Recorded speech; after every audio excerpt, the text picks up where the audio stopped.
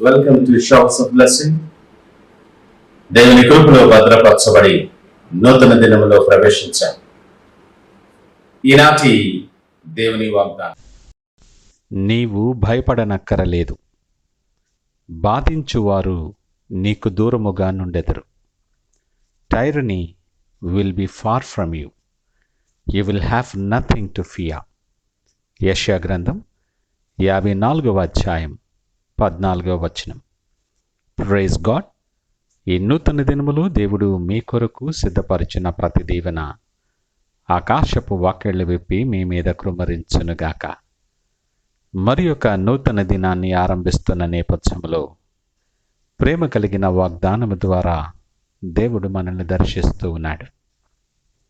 స్థిరమైన బండ మీద కట్టబడినట్లుగా ఎంతో ఆదరణ కలుగు చేసేటటువంటి వాగ్దానము ద్వారా దేవుడు మనల్ని దర్శిస్తూ ఉన్నాడు.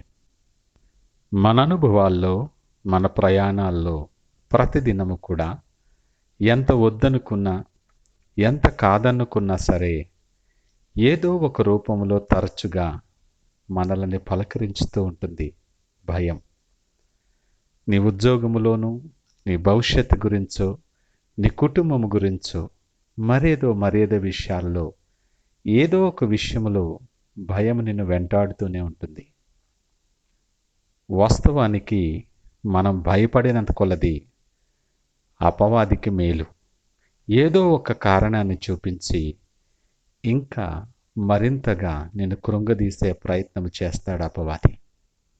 నీ శ్రమను బట్టి ఏదో జరిగిందనో, ఏదో జరగబోతుందనో, నీ శ్రమను, అనేక పరిస్థితులను భూతద్దంలో చూపించి నిన్ను కలవరపరుస్తాడు అపవాది.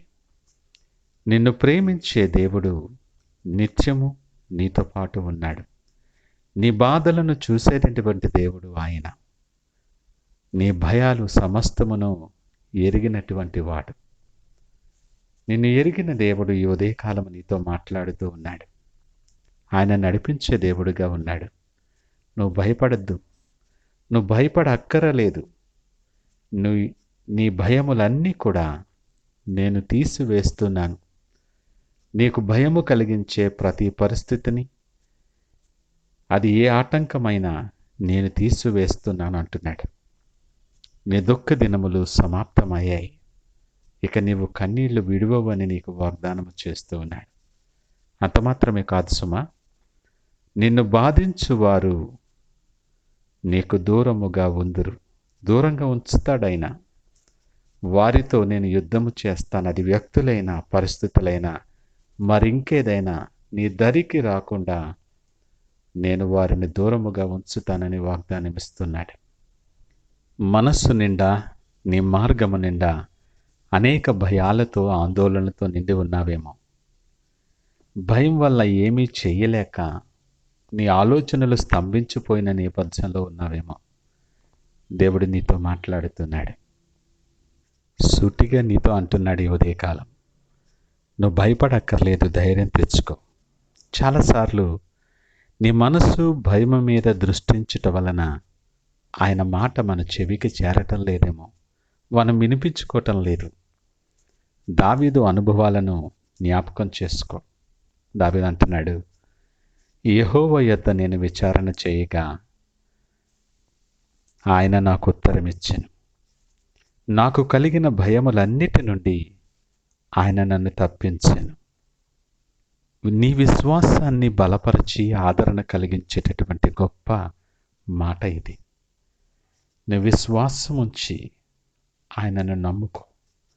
ప్రతి విషయములో, ప్రతి ఆలోచనలో, నీ ప్రవర్తన అంతటిలో ఆయన అధికారానికి ఒప్పుకో. ఆయన ఉండగా, నీతో పాటు సర్వశక్తిమంతుడుండగా నీకు విరోధి ఎవడు? కలత చెందొద్దు, నువ్వు భయపడకు. నీ భయపెట్టే సమస్తాన్ని కూడా దేవుడు నీ నుండి దూరపరుస్తూ ఉన్నాడు. ఆయన ఆ పనిలోనే ఉన్నాడు. నువ్వు ధైర్యం తెచ్చుకొని ఆయన మీద ఆనుకొని నడవటం నేర్చుకో. నీకోసం గొప్ప కార్యాలు చేయబోతున్నాడు ఆయన. నీవు సిద్ధముగా ఉండాలి. భయపడకు. సమస్తమును సమకూడి మేలుకరముగా చేసే దేవుడు నీతో పాటు ఉన్నాడు. సంతోషించి నువ్వు గంతులు వేయి, కృతజ్ఞత కలిగి స్తుతి చెల్లించు. ఇలాంటి గొప్ప దీవెనలు నీవు పొందుకున్న కొరకే ఈ నూతన దినము నీకు ఇచ్చాడు. నూతన దినాన్ని ఆరంభిస్తూ ఉంటుండగా ఆయన నీ కొరకు సిద్ధపరిచిన ప్రతి దీవెనను స్వతంత్రించుకునేలాగిన ఆయన వైపు చూస్తూ ప్రార్థన పూర్వకంగా దినాన్ని ఆరంభిద్దామా? ప్రార్థించుకుందాం. మహోన్నతుడు, నమ్మకమైన మా యేసయ్యా, స్తోత్రాలు. ఈ ఉదయకాలము మాతో సూటిగా మీరు మాట్లాడారు, మీకు వందనాలు. ఎన్నో విధములైన భయముల చేత ఆవరించబడి పట్టబడి మేము కుములుతూ ఉన్న నేపథ్యంలో ఎంతో ఆదరణకరమైన వాగ్దానం, ధైర్యపరిచే వాగ్దానం ద్వారా మమ్మల్ని దర్శించారు.